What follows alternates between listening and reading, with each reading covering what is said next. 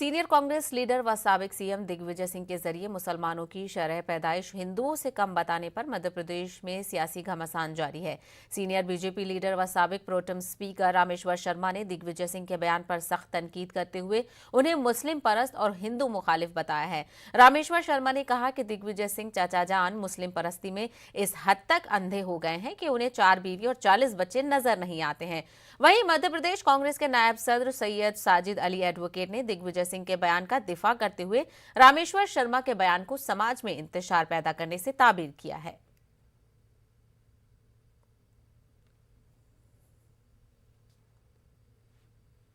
मजीद बातचीत करेंगे इस मामले में हमारे नुमाइंदे मेहताब आलम भोपाल से जुड़ रहे हैं। मेहताब आलम, दिग्विजय सिंह हमेशा अपने बयानों को लेकर सुर्खियों में बने रहते हैं और अब ऐसा बयान आया है कि जिसकी वजह से सुर्खियों में आना तय था और बीजेपी कहीं ना कहीं बौखलाहट का शिकार लग रही है।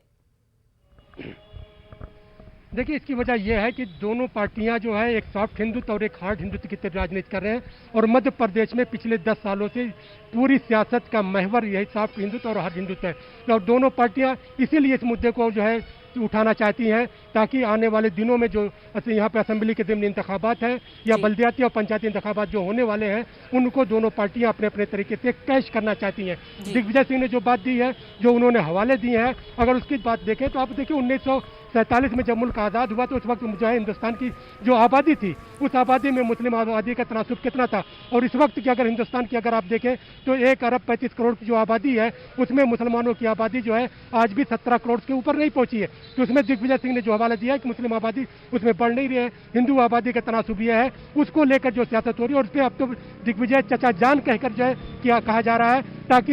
हिंदू वोट को पोलराइज किया जा सके और मुसलमान वोट भी अपने तरीके से जो है मैनेज किया जा सके। तो पूरी सियासत वोटों को मैनेज करने की है, इसके अलावा कुछ नहीं है। सहबा,